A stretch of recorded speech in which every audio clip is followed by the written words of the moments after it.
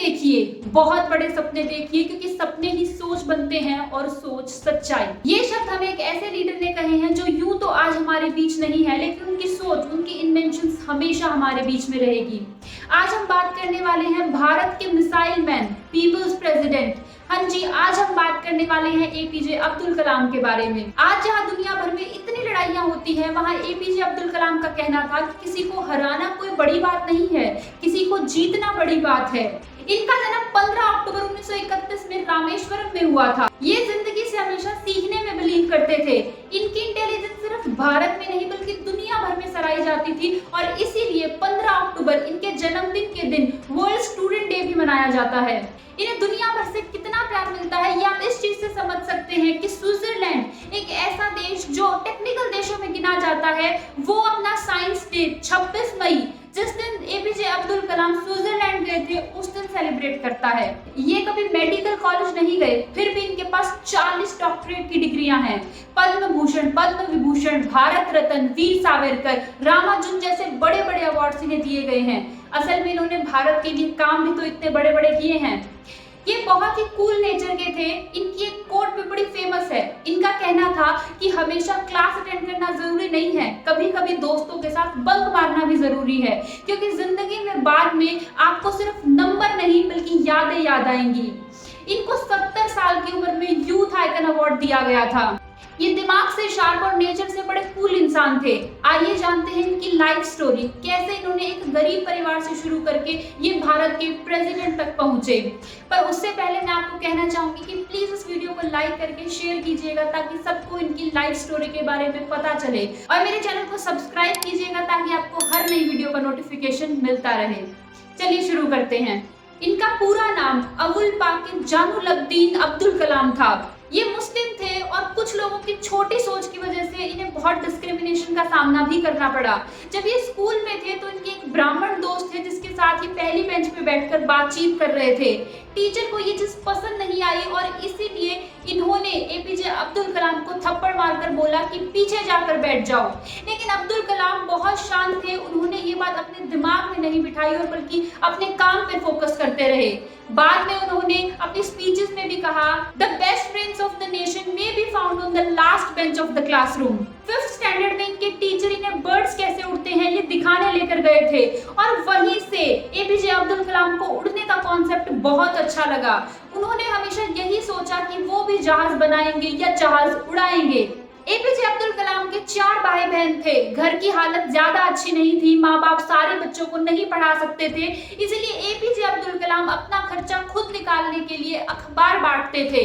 लेकिन उनका कहना था कि वो अखबार इसलिए भी बांटते थे कि पैसे तो मिल ही रहे हैं, लेकिन वो इसके साथ साथ पूरा अखबार भी पढ़ पाते थे। शुरू से ही इनका इंटरेस्ट फिजिक्स में था। ये पढ़ने के बहुत शौकीन थे। घर में लाइट नहीं थी, लेकिन फिर भी ये इस चीज को दिमाग में नहीं बिठाते थे।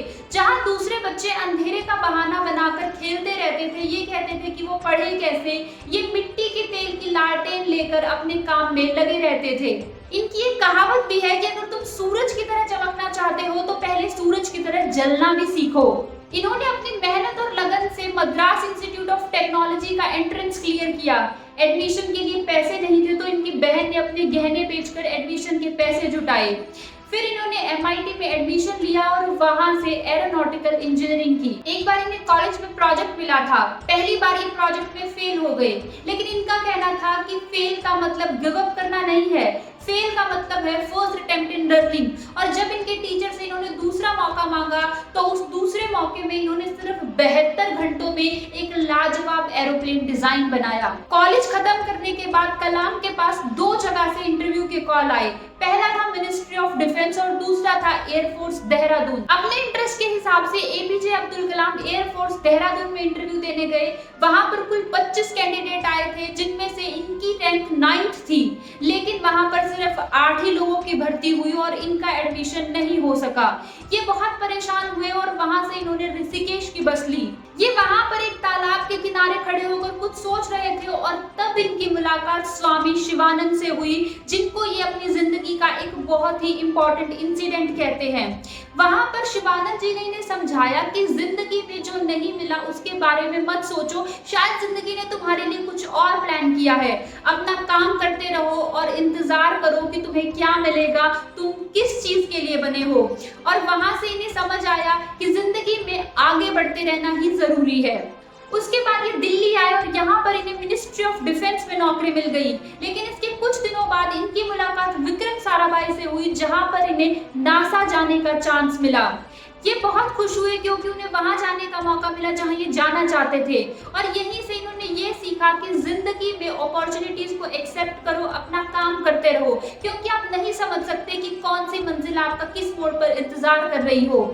वहां पर नासा के प्रोफेसर्स को एपीजे अब्दुल कलाम का काम बहुत पसंद आया और इसीलिए वहां पर इन्हें रहने, घर और अच्छी सैलरी का वादा किया गया। एक पल के लिए इन्होंने सोचा कि ये वहां रुक जाएं, लेकिन फिर उन्होंने सोचा कि इनके देश भारत को इनकी ज्यादा जरूरत है और इसीलिए ये लौट आए। वापस आकर इन्होंने एक रॉकेट लॉन्च करने की सोची, लेकिन ना ज्यादा पैसे थे और ना इंफ्रास्ट्रक्चर। लेकिन ये कभी प्रॉब्लम के बारे में सोचते ही नहीं थे, ये हमेशा सॉल्यूशन ढूंढने में काम करते थे। और इसीलिए इन्होंने सेंट मैरी चर्च को अपना वर्किंग स्पेस और एक तबेले को अपनी लेबोरेटरी बना लिया, जहां पर ये रॉकेट बनाने का सामान साइकिल से लाया करते थे। 1959 में इन्हें इसरो के डायरेक्टर की पोस्ट पर अपॉइंट किया गया। 1959 से 1969 के बीच इन्होंने SLV-3 के लॉन्च पर काम किया, लेकिन असफल हुए। इनका मानना था कि जब तक किसी को नाकामयाबी की तीखी गोली नहीं मिली, तब तक कामयाबी का भी क्या स्वाद। और इसीलिए इन्होंने 1980 में दोबारा कोशिश की और इस बार सफल हुए। इसके अगले साल 1981 में इन्हें पद्म भूषण से सम्मानित किया गया और 1982 में इन्हें DRDO का डायरेक्टर बनाया गया। 1985 में जब सारी दुनिया मिसाइल पे मिसाइल लॉन्च कर रही थी, तब भारत के पास अपनी कोई मिसाइल टेक्नोलॉजी नहीं थी। तब भारत के missile man APJ Abdul Kalam ने भारत को अग्नि, त्रिशूल, आकाश नाग जैसी मिसाइलें दी। उस वक्त बल्कि कैबिनेट मिनिस्टर ने DRDO को बजट देने से मना कर दिया था, लेकिन उस वक्त की प्राइम मिनिस्टर इंदिरा गांधी को एपीजे अब्दुल कलाम की डायरेक्टरशिप में चल रही DRDO पर भरोसा था और इसीलिए उन्होंने एपीजे अब्दुल कलाम के कहने पर DRDO के लिए सीक्रेट बजट भी दिया था। 1969 में जहां भारत की मदद करने वाला कोई देश नहीं था, एपीजे अब्दुल कलाम के कंट्रीब्यूशन के बाद बहुत सारे देश जैसे US, Switzerland, UAE, Israel, Kazakhstan, बहुत सारे देशों ने हमारी मदद की। 1997 में इन्हें भारत का highest civilian award Bharat Ratna दिया गया। 1998 में इन्होंने शक्ति ऑपरेशन को सक्सेसफुल किया। इसमें इन्होंने परमाणु परीक्षण करवाया, जिसे पोखरण 2 के नाम से भी जाना जाता है। इसरो से रिटायर होने के बाद ये चाहते तो आराम कर सकते थे, लेकिन इन्हें लगा कि इनका तजुर्बा नए लोगों को कुछ सिखा सकता है और इसीलिए ये अन्नामलाई यूनिवर्सिटी में प्रोफेसर का काम करने लगे। 2002 में ये भारत के 11वें प्रेसिडेंट बने।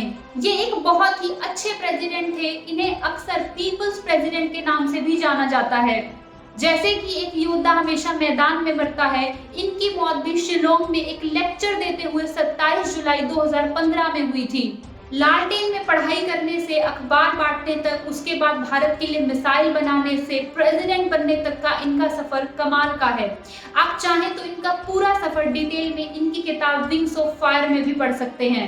अब मैं इस वीडियो को यही खत्म करना चाहूंगी। उम्मीद करती हूँ कि आपको ये वीडियो बहुत पसंद आई होगी। इस वीडियो को लाइक करके मुझे कमेंट करके जरूर बताइएगा कि आपको इनकी कहानी कैसी लगी। मिलते हैं अगली वीडियो में, तब तक के लिए बाय बाय।